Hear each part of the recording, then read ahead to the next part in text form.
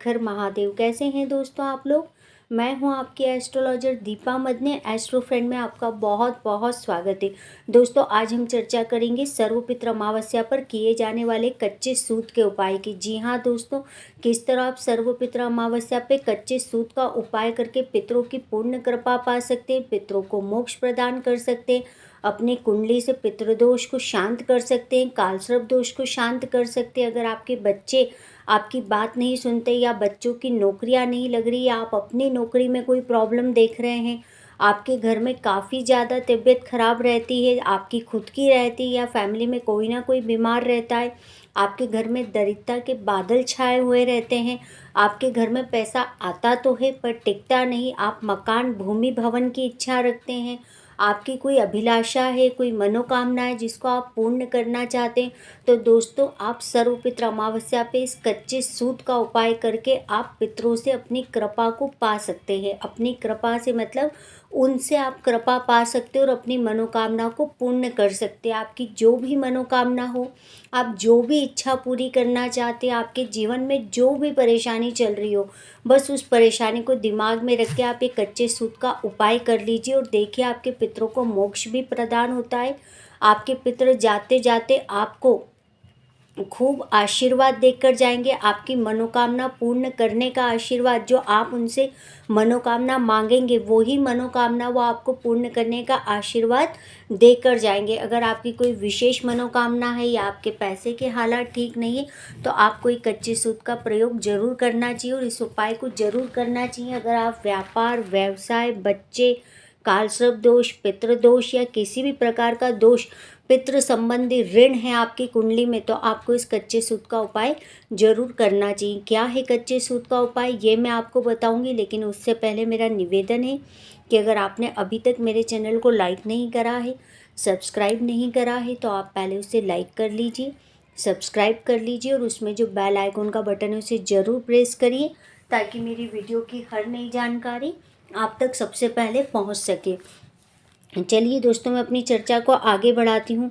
क्या करना है आपको कच्चे सूत का और किस तरह आप कच्चे सूत का उपाय कर सकते हैं, ये पूरी ही जानकारी मैं आपको देती हूँ। दोस्तों मैंने जो 16 सिक्के वाला घाघर का उपाय सर्वपित्र अमावस्या को बताया है, काफ़ी ज़्यादा मुझे मैसेज आए, आप ही लोगों ने करें कि मैम ये उपाय बड़ा है। कोई बोल रहा हमें कौवे नहीं मिलेंगे, तो कोई बोल रहा है कि हमारे घर के आसपास पीपल का वृक्ष नहीं है, कोई बोल रहा है हम मजदूर को कहाँ ढूंढेंगे।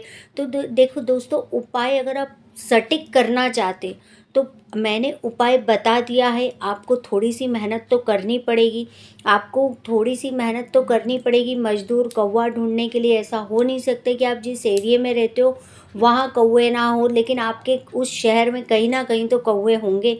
मजदूर हो सकता है आपको अपने घर के आसपास ना मिले, पर आपके शहर में कहीं ना कहीं तो मजदूर काम कर रहे होंगे, कहीं ना कहीं तो कंस्ट्रक्शन की साइट्स चल रही होगी, कोई ना कोई तो मजदूर ठेला धका रहा होगा। तो आप ये उपाय कर सकते हैं। पर फिर भी आप लोगों ने काफ़ी ज़्यादा कंडीशंस बताई है, कुछ ने तो अजीब अजीब सी कंडीशंस बताई है कि हम ये नहीं कर सकते, हम वो नहीं कर सकते। तो चलिए दोस्तों, जो लोग वो उपाय कर सकते हैं वो ज़रूर करिए, उस उपाय को स्किप मत करिए। मैं फिर कहूँगी कि उस उपाय से बढ़िया कोई उपाय नहीं है सर्वपित्र अमावस्या का। उसको करके देखिए और आप देखिए आपके भूमि, भवन, वाहन, सुख सुविधाएं, आपके ऐशो आराम, आपकी तरक्की, आपकी उन्नति कैसे शुरू होती है।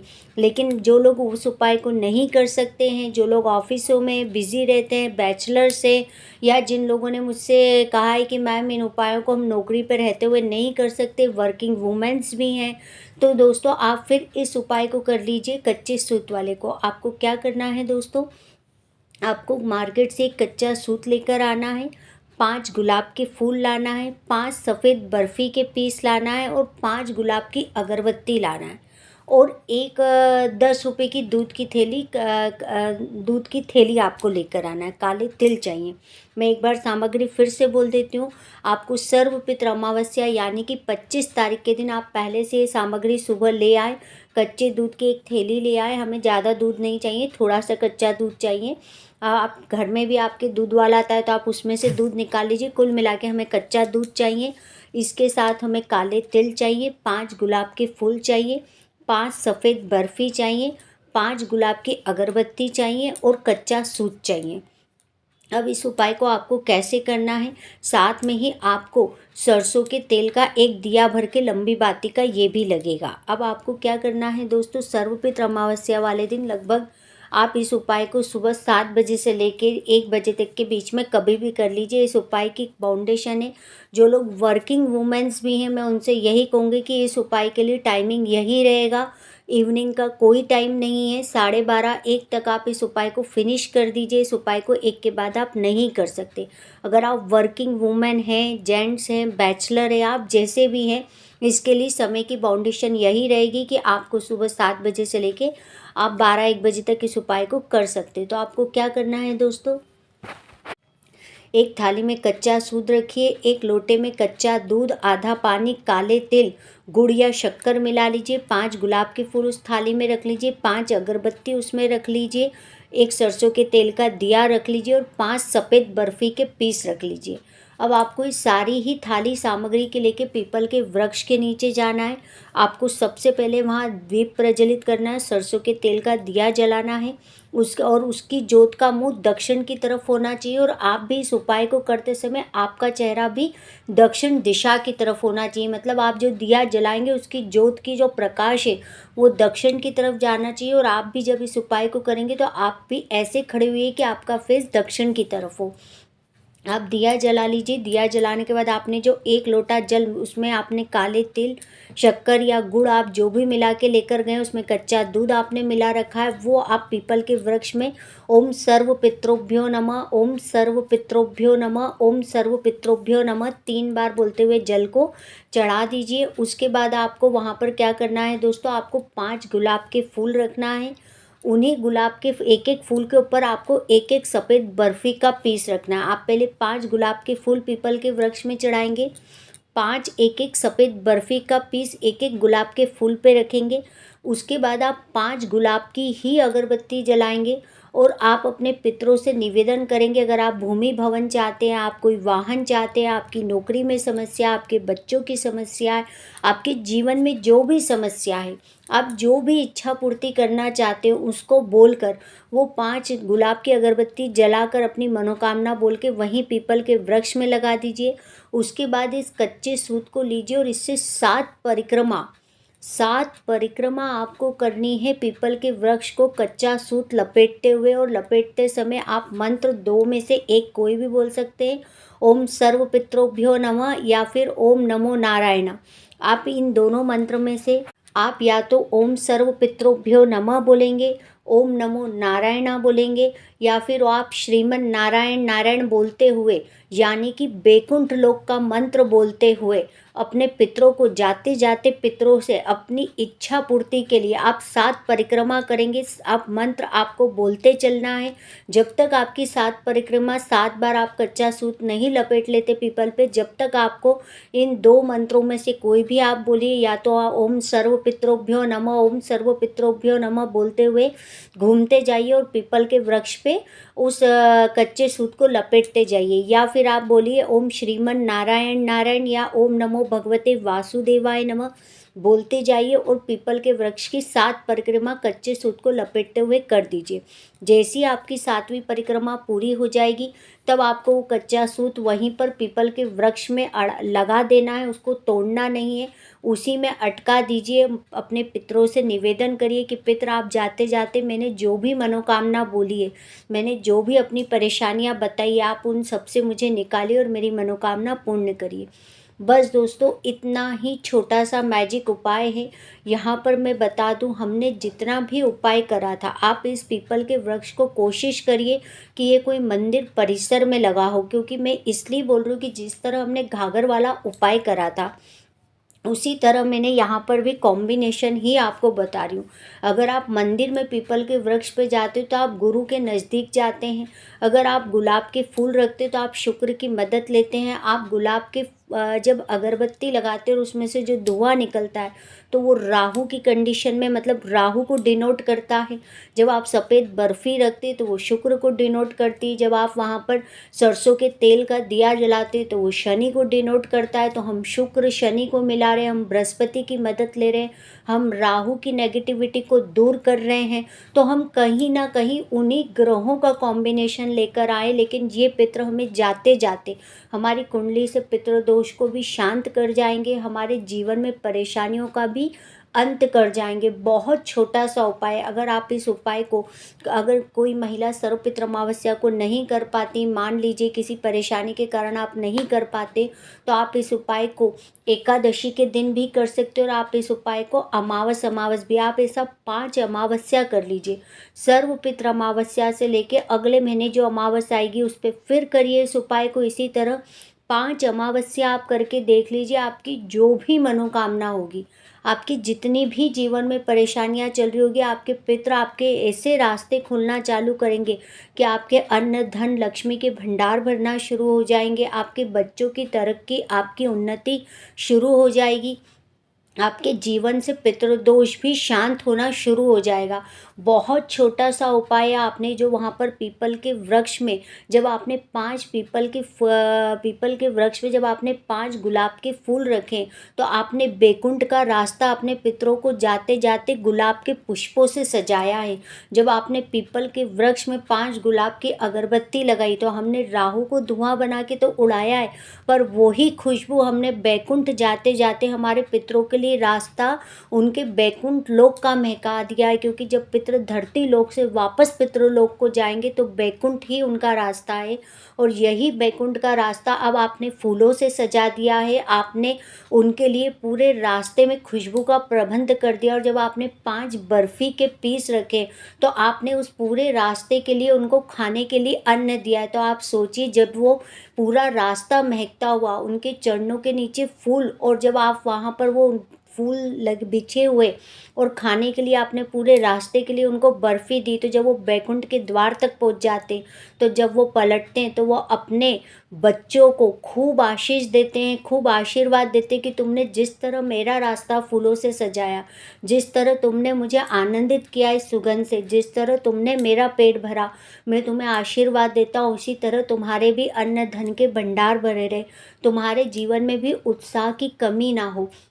जो कच्चा सूत हमने 7 बार लपेटा है, वो कच्चा सूत क्या है दोस्तों? वो कच्चा सूत हमारे पितृ और हमसे जीवन में अनकहे कर्म हो जाते जो हम नहीं जानते, अनजाने में हो जाते, तो उसके लिए हम बैकुंठ यानी कि पीपल के वृक्ष यानी कि शनि यानी कि श्री हरि विष्णु का निवास यानी कि 36 करोड़ देवी देवताओं का निवास पीपल में, इसी में लक्ष्मी का भी निवास होता है। जब हमने उस पर कच्चा सूत लपेटा, तो हमने जब 7 बार कच्चा सूत लपेटा, तो हमने कहीं ना कहीं हमारी कुंडली से पितृदोष को शांत करा है। क्योंकि कच्चा सूत चंद्रमा को डिनोट करता है और उससे चंद्रमा से हर चीज़ शांत होती थी। जब हमने 7 बार परिक्रमा करी, तो हमारी कुंडली में पितृ ऋण या पितृ दोष जितना भी उत्पन्न था और उसके कारण हमारे जीवन में विघ्न अड़चन और अटकन आती थी कामों में, वो सारी ही बाधाएं हमने समाप्त करी है। तो कितना छोटा सा उपाय और कितना लॉजिकली मैंने आपको समझाया कि हम क्यों कर रहे हैं। क्योंकि जब आप कोई उपाय कर रहे हो तो आपको ये पता होना चाहिए कि हमने वहाँ 5 गुलाब के पुष्प क्यों रखे। जब हमने बैकुंठ यानी कि श्री हरि यानी कि पीपल के वृक्ष में जब हमने 5 गुलाब के फूल रखे, तो हमने हमारे पितरों का जाते समय रास्ता फूलों से सजाया है। जब हमने 5 गुलाब की अगरबत्तियाँ जलाई, तो हमने उनका पूरा रास्ता सुगंधित करा है। जब हमने वहाँ 5 बर्फ़ी रखी, तो यही 5 बर्फ़ी उनके पूरे रास्ते में जब वो बैकुंठ से अपना बैकुंठ यानी कि अपने पितृलोक जाएंगे, तो आपने उनको खाना बांध के दिया एक तरीके से। जिस तरह हमारे यहाँ मेहमान रुकने आते हैं और कभी कभी हम अपने मेहमानों को रास्ते का भोजन बांध देते, ये समझ लीजिए कि आपने भी अपने पितरों का रास्ते का भोजन बांध दिया। अब ये अदृश्य चीज़ें जो आपने रखी वही हैं, पर आपको दिखेंगे नहीं, पर ये पितरों के लिए हुआ काम है। पितर इस अन्न को अपने साथ ले भी जाएंगे। और जो आपने वहाँ पर बर्फियाँ रखी, उन बर्फियों को क्या होगा दोस्तों, पीपल के वृक्ष में जो चींटियाँ रहती हैं वो खा लेंगी। तो आपने सर्वपित्र अमावस्या पे पितरों के नाम का भंडारा कर दिया।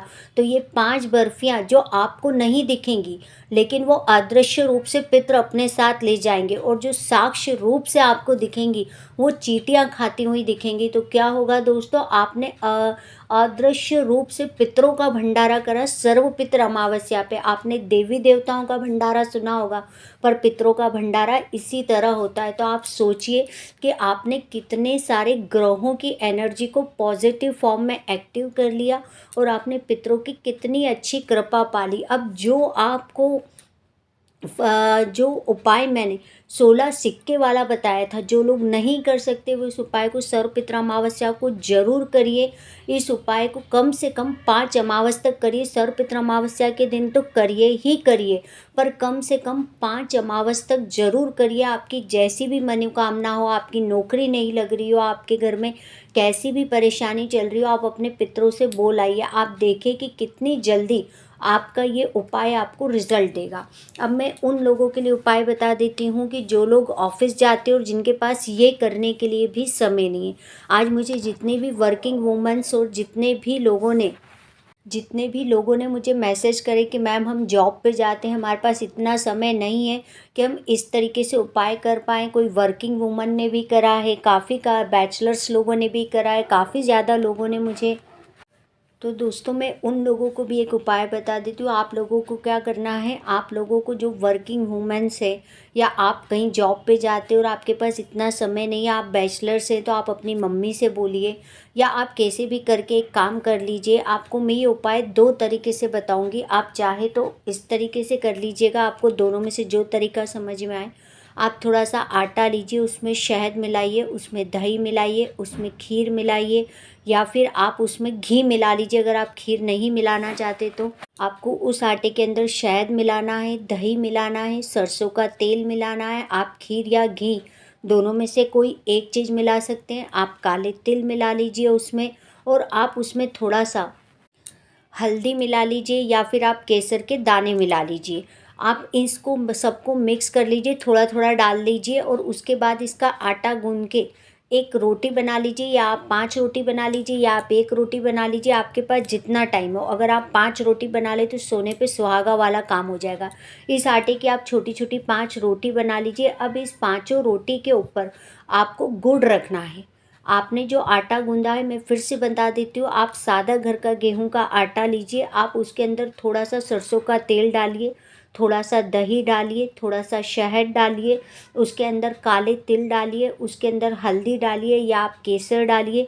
आप घी या खीर, अगर आपने खीर बना के रखी तो आप थोड़ी सी खीर मिक्स कर लीजिए, नहीं तो आपके पास घी है तो घी मिक्स कर लीजिए।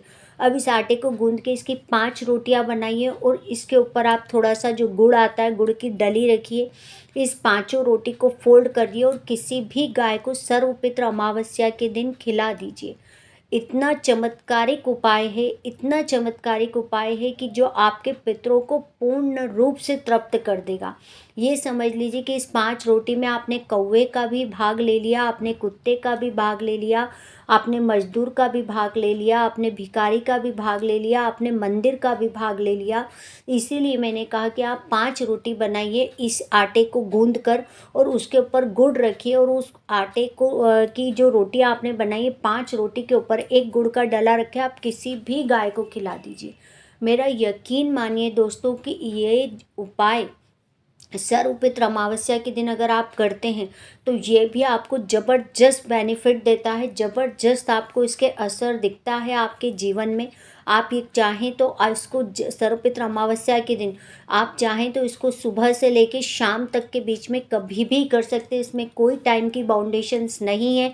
अगर आप सुबह मान लीजिए ऑफिस जल्दी निकल जाते हैं तो आप इस रोटी को बनवा के अपने साथ कागज़ में लपेट के ले जाइए, आप ऑफिस से आते आते दे दीजिए। अगर आप तब भी नहीं दे सकते हैं तो आप कोशिश करिए कि आप इसको दिन में दे दीजिए, सुबह दे दीजिए, लेकिन एक बार सर्वपित्र अमावस्या पर सुबह से लेकर शाम तक के बीच में आप कभी भी इस रोटी को बनाकर और आप दे दीजिए।